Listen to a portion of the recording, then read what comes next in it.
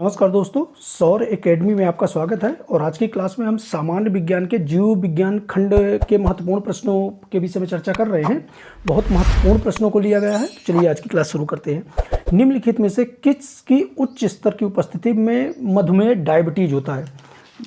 किसकी उच्च स्तर की उपस्थिति में मधुमेह डायबिटीज होता है? तो ये होता है ग्लूकोज की उपस्थिति में।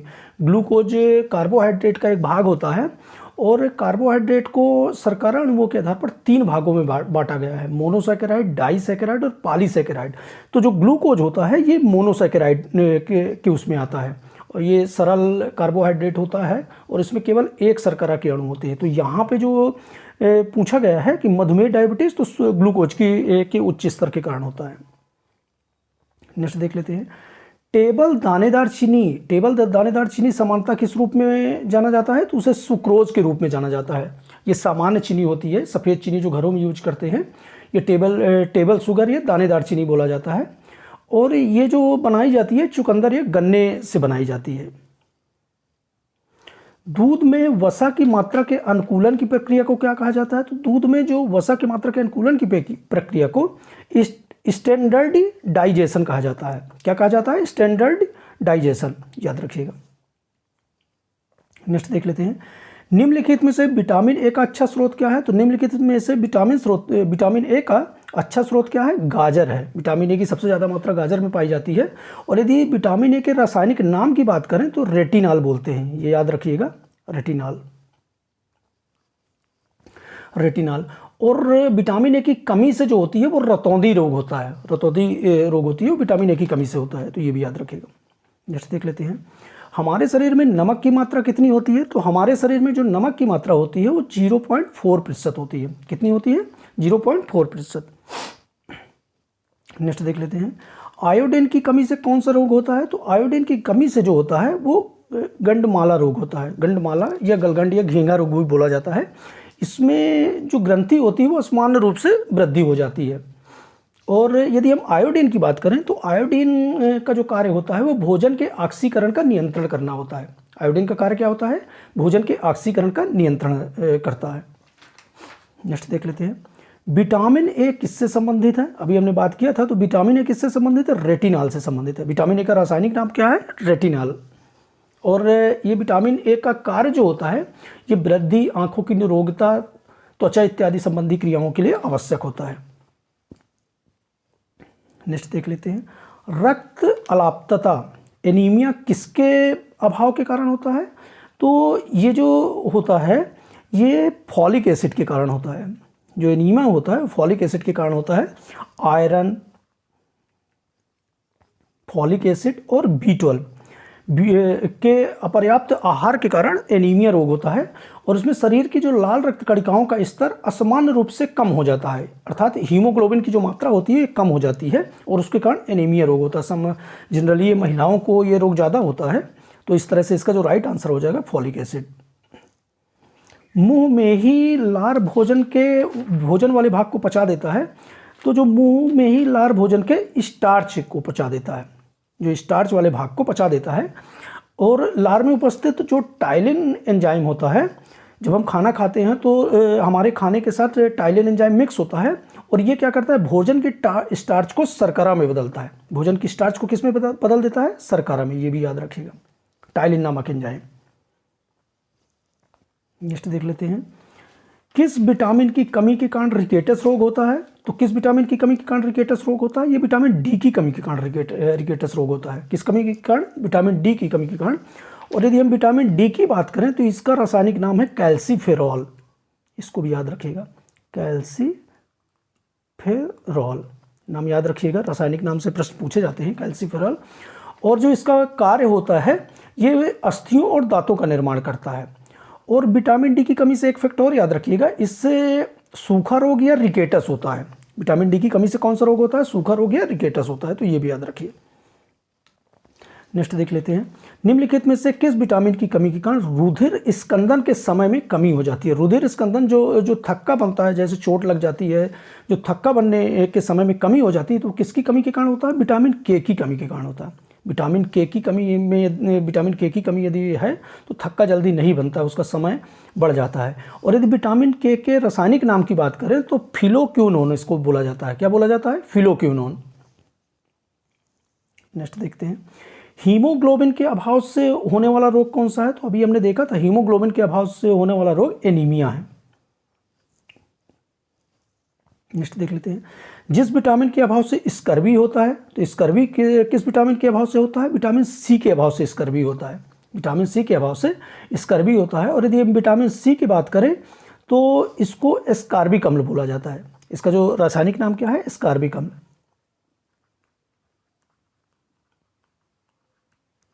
एस्कॉर्बिक अम्ल बोला जाता है, ये भी याद रखिएगा। ये दांतों के विकास, मजबूती, मसूड़ों की निरोगता इत्यादि के लिए आवश्यक होता है। खाना बनाते समय किस विटामिन के नष्ट होने की संभावना रहती है? तो खाना बनाते समय विटामिन सी के नष्ट होने की संभावना ज़्यादा रहती है। किस विटामिन को एस्कॉर्बिक एसिड कहा जाता है? तो अभी हमने चर्चा किया था, तो विटामिन सी को एस्कॉर्बिक एसिड कहा जाता है। विटामिन सी को एस्कॉर्बिक एसिड कहा जाता है। और इसकी कमी से जो रोग होता है वो स्कर्वी रोग होता है। स्कर्वी रोग होता है कि जरा सी चोट पर रुधिर निकलने लगता है, तो ये रोग क्या कहलाता है? स्कर्वी। और विटामिन सी की कमी के कारण होता है।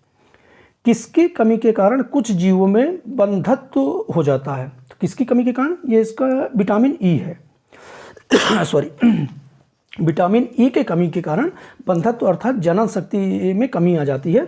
और यदि विटामिन ई के रासायनिक नाम की बात करें तो इसका रासायनिक नाम है टोकोफेरॉल। टोकोफेरॉल नाम याद रखिएगा। विटामिन ई को टोकोफेरॉल भी बोला जाता है। नेक्स्ट देख लेते हैं, पालक पर्ण में भारी मात्रा में होता है। पालक जो हम खाते हैं उसमें सबसे ज्यादा मात्रा में क्या होता है? लौह, आयरन होता है।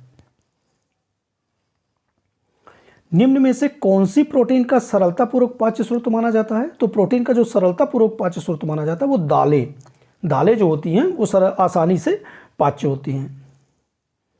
निम्न में से कौन सा जल विलेय विटामिन है? विलेय विटामिन कौन सा है? तो यदि इसमें देखें तो विटामिन सी जो है विलेय विटामिन है। यदि हम देखें तो विटामिन की घुलनशीलता के आधार पर दो भागों में बांटा गया है। विटामिन को दो भागों में बांटा गया है। एक को जल में घुलनशील विटामिन और वसा में घुलनशील विटामिन। तो जो जल में घुलनशील विटामिन है विटामिन बी और विटामिन सी है। जल में घुलनशील विटामिन बी कॉम्प्लेक्स है और सी है। और यदि वसा के घुलनशील विटामिन की बात करें तो vitamin A, vitamin D, vitamin के और विटामिन ई, ये भी याद रखिएगा। और ये वसा के में जो घुलनशील विटामिन है इसको ट्रिक से भी याद कर सकते हैं, KEDA, कीड़ा। ये वसा में घुलनशील विटामिन होते हैं। और यदि हम विटामिन की बात करें तो विटामिन शब्द फंक ने प्रतिपादित किया था, तो ये भी याद रखिएगा। नेक्स्ट देख लेते हैं, किस जीवाणु से दही बनने में मदद मिलती है? तो ये लैक्टोबैसिलस है। कौन से जीवाणु से दही बनता है? लैक्टोबैसिलस। विटामिन ई की कमी से कौन सा रोग होता है? विटामिन ई की कमी से कौन सा रोग होता है? तो ये जनन क्षमता में कमी होती है। विटामिन ई से जनन क्षमता में कमी होती है। और ये टोकोफेरॉल, इसको रासायनिक नाम क्या है? टोकोफेरॉल है। नेक्स्ट देख लेते हैं, निम्न में से किसकी कमी के कारण अरक्तता, एनीमिया होती है? तो किसकी कमी के कारण एनीमिया होती है? ये लौह जो पदार्थ होते हैं, लौह खनिज होते हैं, आयरन वगैरह, फोलिक एसिड और B12, उसकी कमी से क्या होता है? एनीमिया रोग होता है। खून की कमी, हीमोग्लोबिन की कमी हो जाती है। शारीरिक विकास के लिए महत्वपूर्ण पोषक पदार्थ कौन सा है? तो शारीरिक पदार्थ के लिए सबसे महत्वपूर्ण पोषक पदार्थ कौन सा है? वो प्रोटीन होता है। शारीरिक विकास के लिए सबसे महत्वपूर्ण जो पोषक पदार्थ होता है वो प्रोटीन होता है। और जो प्रोटीन होते हैं ये एमिनो अम्ल के बहुलक होते हैं। अमीनो अम्ल जो होता है, अमीनो अम्ल के बहुलक होते हैं। 20 प्रकार के अमीनो अम्ल प्रोटीन में पाए जाते हैं। और यदि हम बात करें प्रोटीन की, तो प्रोटीन की कमी से सूखा रोग या क्वाशियोरकर रोग होता है। तो ये भी याद रखेगा कि क्वाशियोरकर रोग किसकी कमी से होता है? तो प्रोटीन की कमी से होता है। नेक्स्ट देख लेते हैं, खाद्य पदार्थों पर आयोडीन की 2 बूंदें डाले जाने पर नीला काला रंग प्राप्त होता है, जो किसकी उपस्थिति को दिखाता है? तो ये दिखाता है स्टार्च की उपस्थिति को। यदि खाद्य पदार्थों में आयोडीन की 2 बूंदें डाली जाती हैं और उसका रंग काला नीला होता है तो ये क्या दिखाता है? कि स्टार्च है। नेक्स्ट देख लेते हैं, दही किसकी उपस्थिति से खट्टा होता है? तो जो दही होता है ये लैक्टिक एसिड की उपस्थिति से खट्टा होता है। किसकी उपस्थिति से? लैक्टिक एसिड से। लैक्टोबैसिलस जीवाणु से भी पाया जाता है। दूध का घनत्व मापा जाता है। दूध का घनत्व हम किससे मापते हैं? तो ये लैक्टोमीटर से दूध का घनत्व मापते हैं। दूध के घनत्व मापे जाने के लिए कौन सा यंत्र यूज होता है? तो लैक्टोमीटर। यदि हाइड्रोमीटर की बात करें तो इसमें वायु की नमी की मात्रा मापी जाती है। वायु की नमी की मात्रा मापी जाती है हाइड्रोमीटर से। बैरोमीटर की बात करें तो वायुमंडलीय दाब मापा जाता है। ये भी याद रखिएगा, वायुमंडलीय दाब किससे मापा जाता है? बैरोमीटर से। और यदि हाइपोमीटर की बात करें तो उष्णता के कारण, गर्मी के कारण वस्तुओं के प्रसार संबंधी नापने का जो यंत्र होता है वो क्या कहलाता है? हाइपोमीटर कहलाता है। तो इस तरह से इनको भी याद रखिए। इनमें से सबसे सरल कार्बोहाइड्रेट क्या होते हैं? तो सबसे सरल कार्बोहाइड्रेट क्या होते हैं? ये ग्लूकोज होते हैं। हमने बताया कि जो कार्बोहाइड्रेट को शर्करा अणुओं के आधार पर 3 भागों में बांटा गया है: मोनोसैकेराइड, डाइसैकेराइड, मोनोसैकेराइड, डाइसैकेराइड और पॉलीसैकेराइड। जो सबसे सरल कार्बोहाइड्रेट होते हैं ये मोनोसैकेराइड होते हैं। इसमें केवल एक शर्करा के अणुओं से बना होता है और इसमें ग्लूकोज, फ्रैक्टोज और लैक्टोज आते हैं। और डाइसैकेराइड की बात करें तो इसमें 2 इकाइयों से बने होते हैं। तो यहाँ पे सरल कार्बोहाइड्रेट क्या है? ग्लूकोज। नेक्स्ट देख लेते हैं। इनमें से सबसे अधिक ऊर्जा हमें किससे मिलती है? तो इनमें से सबसे अधिक ऊर्जा जो हमें मिलती है वो आलू से मिलती है।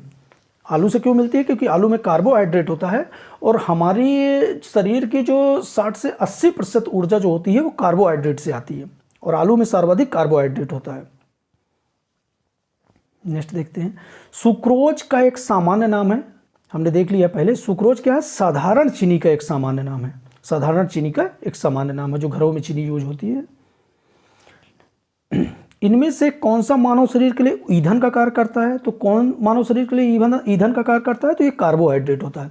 कार्बोहाइड्रेट जो होता है ये मानव शरीर के लिए ईंधन का काम करता है और कार्बोहाइड्रेट हमारे शरीर के मुख्य ऊर्जा का स्रोत होता है और ये ऑक्सीकरण के पश्चात शरीर में ऊर्जा उत्पन्न करता है। ऑक्सीकरण की क्रिया होती है और इसके पश्चात ऊर्जा उत्पन्न होती है। तो यहाँ पर शरीर में ईंधन के लिए कौन कार्य करता है? तो कार्बोहाइड्रेट। नेक्स्ट देखते हैं। यदि कोई मीठा रहित चपाती कुछ देर के लिए चबाएं तो एक विशिष्ट मीठे स्वाद का एहसास होता है। विशिष्ट मीठे स्वाद का एहसास क्यों होता है? क्योंकि जो मुंह में कार्बोहाइड्रेट जो होता है वो शर्करा में बदल जाता है। मुंह में जो टाइलिन एंजाइम होता है वो स्टार्च को शर्करा में बदल देता है। इसी के कारण जो है विशिष्ट मीठे स्वाद का एहसास होता है। तो मुंह में कार्बोहाइड्रेट शर्करा में बदल जाना, ये इसका राइट आंसर हो जाएगा।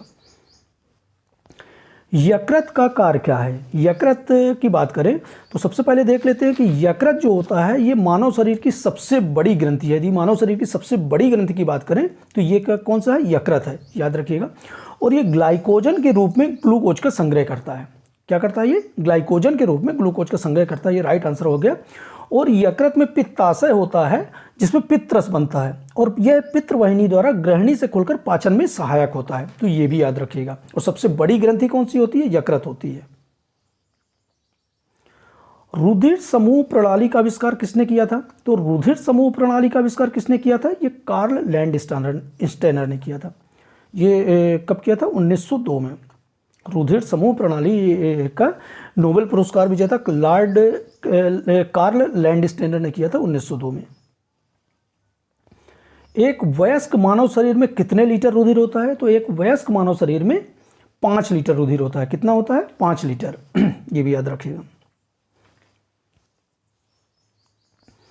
नेक्स्ट देख लेते हैं। मानव शरीर में लाल रुधिर कोशिकाओं की आयु कितने दिन होती है? तो मानव शरीर में जो लाल रुधिर कोशिकाएं की आयु होती है आरबीसी की, ये इसकी आयु 120 दिन होती है। आरबीसी की आयु कितनी होती है? 120 दिन। शरीर रुधिर में आरएच घटक की खोज निम्न में से किस जानवर के संदर्भ के आधार पर हुई थी? तो ये बंदर। किसके आधार पर हुई थी? बंदर। आरएच घटक की खोज। हीमोग्लोबिन में कौन सी धातु पाई जाती है? तो हीमोग्लोबिन में लोहा पाया जाता है, आयरन पाया जाता है हीमोग्लोबिन में। रुधिर का रंग लाल किसके कारण होता है? तो रुधिर का रंग जो होता है वो हीमोग्लोबिन के कारण लाल होता है। रुधिर का रंग जो होता है वो हीमोग्लोबिन के कारण होता है। लाल रुधिर कणिकाओं में हीमोग्लोबिन लाल वर्णक उपस्थित होता है और इसी के कारण लाल रंग होता है। और यदि हम इनकी बात करें तो ये इसका जीवन काल 120 दिन का होता है। और यदि हम लाल रुधिर कणिकाओं के निर्माण की बात करें तो इसका निर्माण कहाँ होता है? अस्थि मज्जा में होता है। तो ये भी याद रखिएगा। किस रुधिर समूह के व्यक्ति सार्वत्रिक दाता कहलाते हैं? किस रुधिर समूह के सार्वत्रिक दाता कहलाते हैं? यूनिवर्सल डोनर कहलाते हैं। ये विटामिन ओ होता है। विटामिन ओ होता है रुधिर में, जो ये रुधिर किसी भी मनुष्य को दिया जा सकता है, इसलिए इसे क्या कहा जाता है? सार्वत्रिक दाता, ये यूनिवर्सल डोनर।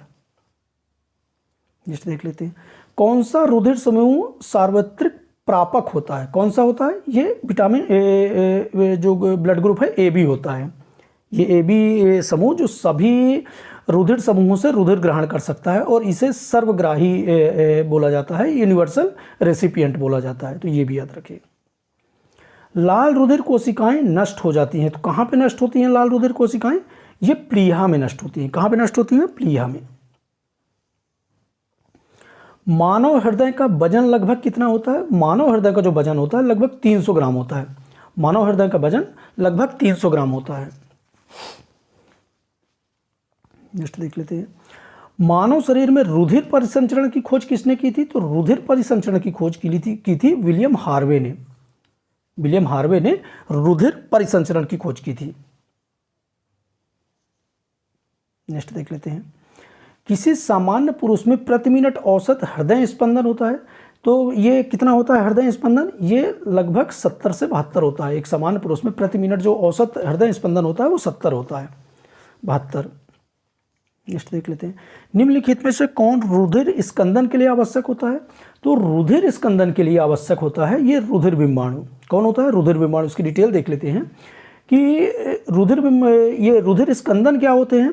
रुधिर स्कंदन जो होते हैं रक्त की वह प्रक्रिया होती है जिसके द्वारा वह द्रव की अवस्था से अर्धठोस की अवस्था में चला जाता है, जिससे यह जमावड़ा या थक्का बना लेता है। ये द्रव अवस्था से ठोस अवस्था में चला जाता है, जिसके कारण थक्का बन जाता है। और रक्त के बिंबाणु इस समय क्या होते हैं? सक्रिय होकर एक दूसरे से चिपकने लगते हैं, जिससे थक्के का निर्माण होता है। तो रुधिर स्कंदन के लिए क्या आवश्यक है? रक्त बिंबाणु, रुधिर बिंबाणु, रक्त बिंबाणु।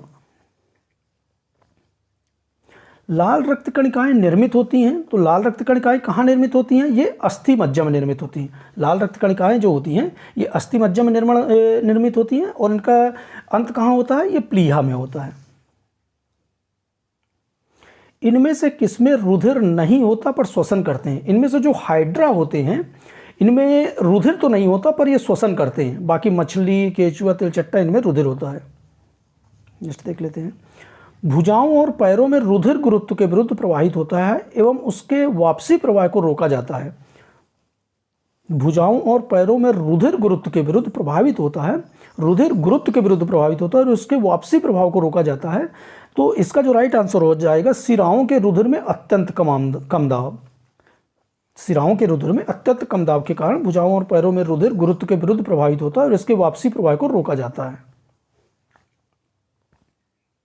नेक्स्ट देख लेते हैं, हृदय का पेसमेकर है। हृदय का पेसमेकर क्या कहलाता है? हृदय का पेसमेकर जो है ये यसे नोड कहलाता है। हृदय का पेसमेकर यसे नोड कहलाता है। यदि पेसमेकर की बात करें तो हृदय की असमान धड़कनों को नियंत्रित करने के लिए छाती पर रखा जाता है, जो हृदय की असमान धड़कनों को नियंत्रित करता है, और ये जो पेसमेकर होता है यसे नोड होता है। नेक्स्ट देख लेते हैं, निम्न में से मानव के लिए सामान्य रुधिर चाप किसे माना जाता है? एक सामान्य मानव का सामान्य रुधिर चाप किसे माना जाता है? 120/80। जब हम बीपी चेक कराते हैं तो इसी माप के आधार पर हमारा बीपी चेक होता है। इस तरह से हमने जीव विज्ञान के बहुत महत्वपूर्ण क्वेश्चनों को सम्मिलित किया है और इसके बाकी बचे हुए पार्ट को हम नेक्स्ट वीडियो में शामिल करेंगे। तो वीडियो ज़्यादा से ज़्यादा शेयर कीजिए और नेक्स्ट क्लास में मिलते हैं। धन्यवाद।